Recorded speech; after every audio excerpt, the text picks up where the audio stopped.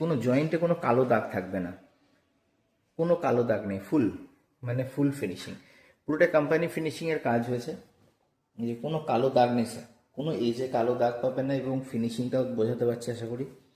এর তলা তো লাইট আছে, লাইটটা খোলা আছে, তারপরে আছে দেখা যাচ্ছে এই যে মাইকাটা লাগানো হয়েছে, পুরো এটা একটা গোটা মাইকা মনে হচ্ছে, কিন্তু এটা গোটা মাইকা নয়, এটাতেও জোড়া দেওয়া আছে, এটাতেও তাই, এটা কোনোটাই গোটা মাইকা নয়, এটা জোড়া দেওয়া। জোড়াটা কোথায়, খুব কাছ থেকে যদি দেখি আমরা তাহলে বোঝা যাবে এখানে একটা জোড়া দাগ আছে, কিন্তু আদৌ এটা চোখে ধরা পড়ে না। মিস্ত্রিদের খুব খাটনি হয় এটা মেলানোর জন্য, এবং মেলাতেও প্রচণ্ড টাইম লাগে, এই জন্য কাজ ফিনিশিং হতে টাইম লাগে। এটা বেসিন, এটা টয়লেট, এটা মাস্টার বেডরুম, এত বড় এটা হল রুম, আর উপরে এখানে রাখা থাকবে হচ্ছে আমাদের প্রজেক্টর, এবং এই প্রজেক্টর থেকে, এই উপর থেকে প্রজেক্টর থেকে লাইট পড়বে হচ্ছে এই দেয়ালে মুভি চলবে দেখার মতো। এটা আর একটা ডোর, যেটা উপর থেকে সিঁড়ি নিচে গেল, এটাতেও দেখতে পাচ্ছেন মাইকার কোনো জয়েন্ট বোঝা যাবে না, পুরো জয়েন্ট ফ্রি।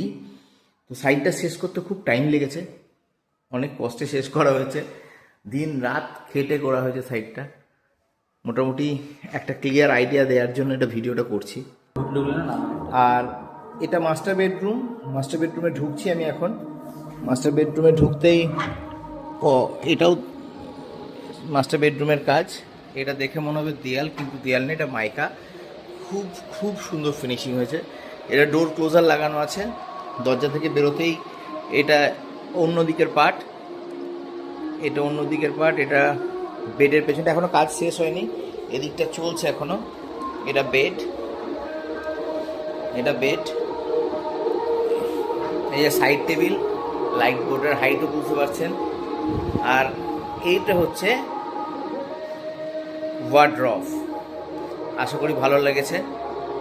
কোনো হ্যান্ডেল ইউজ করা নেই ওয়ার্ড্রপে, কোনো জায়গায় কোথাও কোনো হ্যান্ডেল ইউজ নেই। এটা বেডের ব্যাক হাইলাইটার, এটা মিরর মানে বিরাট বড় মিরর। আর এটা লুভার্স, একদম লুভার্স ওদিক থেকে এদিকে এসেছে। আর এটা একটা ছোট ইউনিট, এটা টিভি ইউনিট, একদম নতুন কনসেপ্টের টিভি ইউনিট, কোনো ড্রয়ার, কোনো হ্যান্ডেল ইউজ করা হয়নি কোথাও। এটা টয়লেটস, এই টয়লেটে ঢোকার জন্য যে দরজা, এটা হচ্ছে টয়লেটের দরজা, ভেতরে টয়লেট আছে। আশা করি ভালো লাগছে, চেষ্টা করছি যতটা ভালো দেয়া যায়। আর এটা বেডের ফ্রন্ট।